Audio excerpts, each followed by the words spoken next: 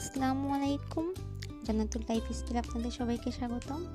আজকে আমি আপনাদের মধ্যে শেয়ার করতে যাচ্ছি চিংড়ি মাছের দো পেঁয়াজি। খুবই সহজভাবে বানিয়ে ফেলা যায়। ঝাল ঝাল গরম ভাতের সাথে অনেক ভালো লাগবে। তো এখানে আমাদের লাগবে হচ্ছে বেশি করে পেঁয়াজ কুচি, মরিচ, একটু হলুদ, লবণ আর হচ্ছে চিংড়ি মাছ। ফার্স্টে কড়াই গরম করে তেল দিয়ে দিব এর ভিতরে।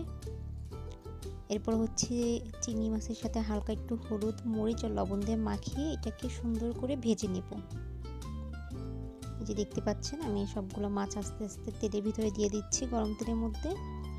আর হ্যাঁ, অবশ্যই চুলার আঁচটা একটু কমিয়ে রাখবেন, বেশি দিলে কিন্তু পুড়ে যাওয়ার সম্ভাবনা থাকবে মাছটা। দেখতে পাচ্ছেন আমার মাছটা ভাজা হয়ে গেছে। ওই একই তেলের মধ্যে পেঁয়াজ কুচি, মরিচ কুচি এগুলো দিয়ে দিয়ে ভালোভাবে নেড়ে চেড়ে ভেজে নেব পেঁয়াজটা। এই যে প্রায় আমার পেঁয়াজ ভাজাটা হয়ে যাচ্ছে, একটু একটু লাল লাল হয়ে আসছে। এখন এর মধ্যে আমি হলুদ, মরিচ আর হচ্ছে লবণ এগুলো দিয়ে দেব পরিমাণ মতো। আপনার যে যেরকম ঝাল খান সেভাবে দিবেন। এরপর একটু সামান্য পানি দিয়ে দিলাম।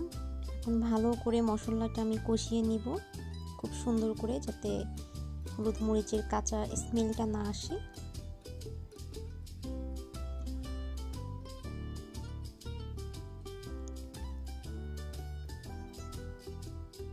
দেখতেই পাচ্ছেন মশলাটাতে কি সুন্দর একটা কালার চলে আসছে অলরেডি।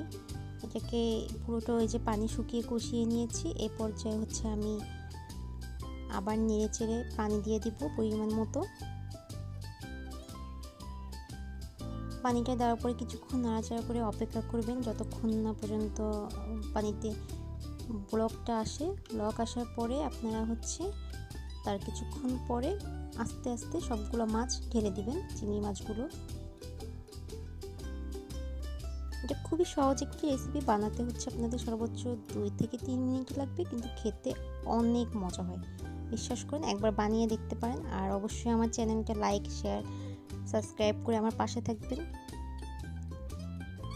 এই তো আমার রান্না প্রায় শেষের দিকে। এখন ঢাকনা দিয়ে দেবো। ঢাকনা দিয়ে পানিটা টানা পর্যন্ত অপেক্ষা করব। ঢাকনা দিয়ে কিছুক্ষণ সেদ্ধ হতে দেবো। 5 থেকে 6 মিনিট রাখলেই আপনার হয়ে যাবে জিনিসটা।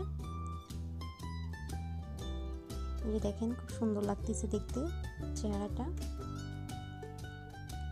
আসলে আমি জানি না কিভাবে ভিডিও করতে হয়। আমার ভিডিওতে ভুল ত্রুটি হয়ে থাকলে আপনি আমাকে মাফ করে দিবেন, ক্ষমাসুন্দর দৃষ্টিতে দেখবেন।